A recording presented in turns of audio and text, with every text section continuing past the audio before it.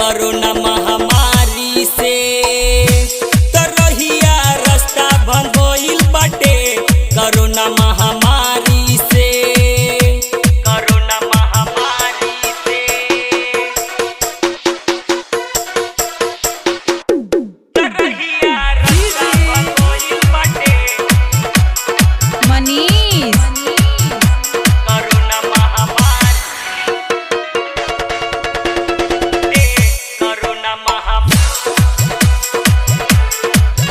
महामारी से असो दीदार नहीं जब घर के होई कैसे ले आई जल के कैसे ले आई जल के घर में बंद सबके कैलस कोरोना कैसे ले आई बाबा चल के आ नहीं पाई केहू बुझी ना लाचारी के आ नहीं पाई केहू बुझी ना लाचारी के तरहिया रास्ता बंद होइल बाटे कोरोना महामारी से तरहिया रास्ता बंद होइल बाटे कोरोना महामारी से मनीष वारिशनगर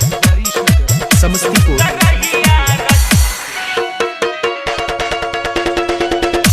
कोरोना महामारी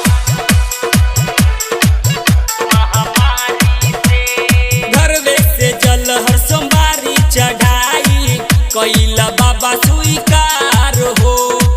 कैला बाबा स्वीकार हो वकील कुशवाहा ना काम तन को करे ले तो से बाबा प्यार हो बेटवा धर्म जीत तोहके पूजेला पुकारी के बेटवा धर्म जीत तोहके पूजेला पुकारी के तरहिया रास्ता बंद होइल बाटे कोरोना महामारी से।